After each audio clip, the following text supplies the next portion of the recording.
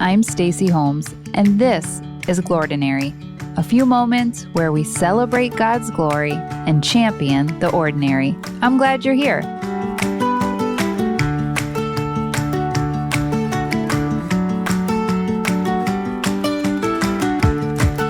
One night, oh so many years ago, I was putting my girls to bed. We always read a slew of bedtime stories, and this night, The Berenstein Bears and Too Much Pressure was on the pile. Now, this adventure with the Bear family who lived in the big treehouse down a sunny dirt road deep in Bear country involved an all too relatable dilemma. Papa, Mama, brother, and sister Bear's schedules were maxed out, and in this book, Mama feverishly raced her two cubs out the door for art class, soccer, karate, swimming, lunch, and shopping. Sound familiar? Change a few details, but yep. They all climb in the car, she turns the key, and nothing. The car won't start, the cubs freak out, and that's when the unthinkable happens. Quote, "Then Mama did something the cubs had never seen her do before. She started to cry."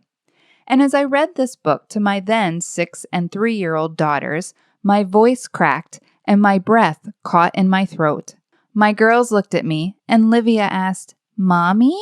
As a tear fell down my cheeks, I quickly swiped at it, blurting out, "Mama Bear, I know just how you feel." And just like that, we're kinda all Mama Bear. Somewhere along the way, we just started saying yes to more.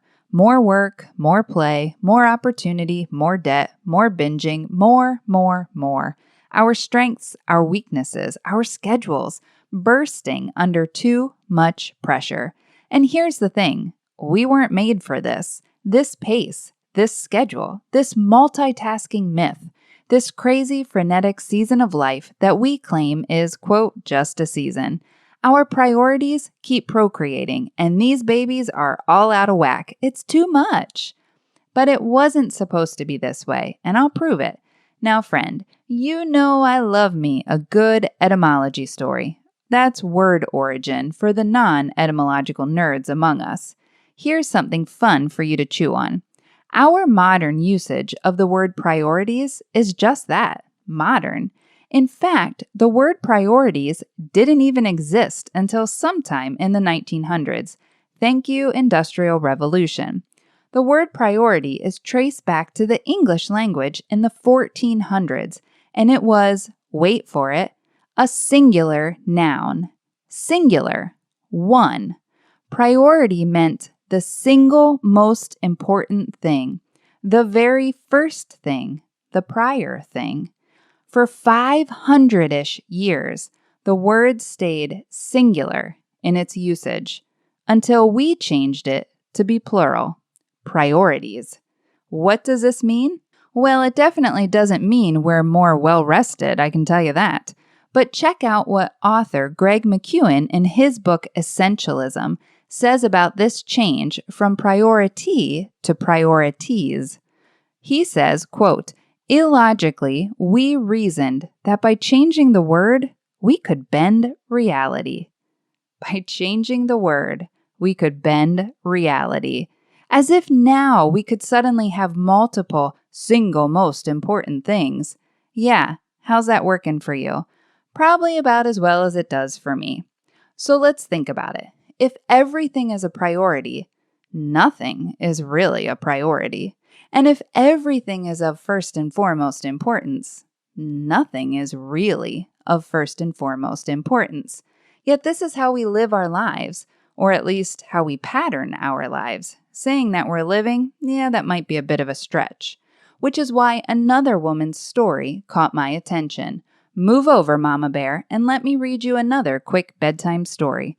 Well, a couple verses at least, from Acts 16, 13, and 14. And it says this, "On the Sabbath, we went outside the city gate to the river, where we expected to find a place of prayer. We sat down and began to speak to the women who had gathered there. One of those listening was a woman from the city of Thyatira, named Lydia, a dealer in purple cloth. She was a worshiper of God. The Lord opened her heart to respond to Paul's message." The Lord opened her heart to respond to Paul's message. Here's what I love about Lydia's story. Lydia is a businesswoman who prioritized her faith. And on the Sabbath, since there was no synagogue or church in Philippi where she lived, Paul and his companions gathered at the river where they expected they'd probably find a place of prayer. He wasn't wrong. It was a makeshift gathering of believers, women to be precise. And as Paul began speaking, Lydia listened intently.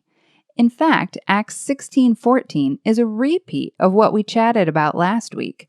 The Lord opened her heart to respond. It's the same original Greek word for open, like we talked about last week when we kicked off our Open Minds series. Then God opened their minds so they could understand the scriptures.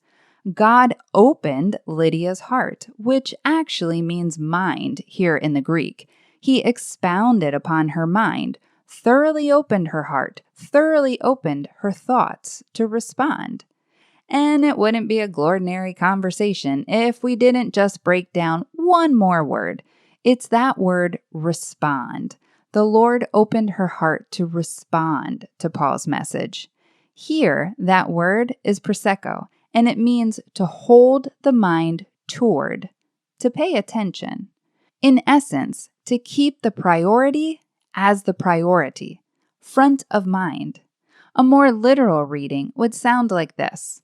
The Lord thoroughly opened her heart, her mind, to pay attention and hold her mind toward Paul's message. That sounds a lot like priority to me, to keep the most important thing singular, the most important thing. And how do we do this? No, really, I'm asking. I'm right there with you. But off the top of my head, just spitballing here, maybe, possibly, could it be we partner with God on this?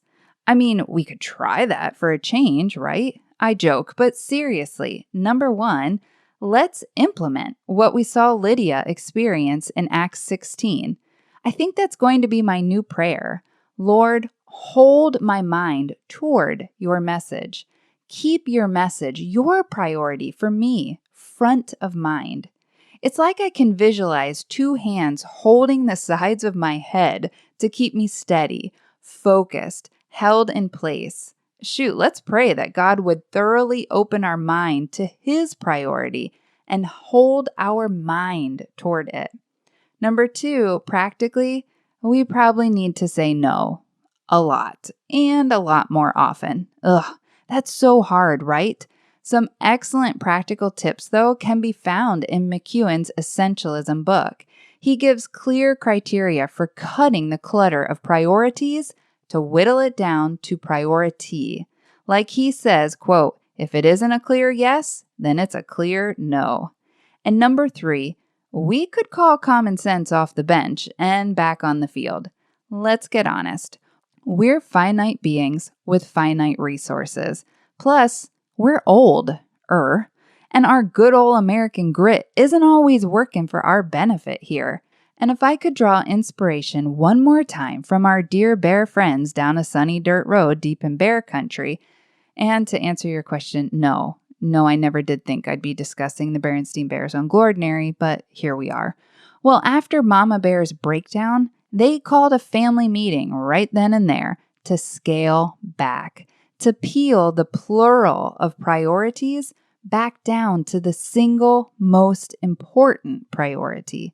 They called a common sense meeting. Of course, if you're not comfortable with Mama Bear's take, we could also look back to Lydia in Acts 16. After her heart was opened to respond to Paul's message, her next step, the next priority, became clear. Verse 15 says she and the members of her household were baptized. We learn later in verse 40, now she's hosting a church that's meeting in her house, all because the Lord opened her heart to respond to Paul's message. The singular priority for Lydia remained the most important thing.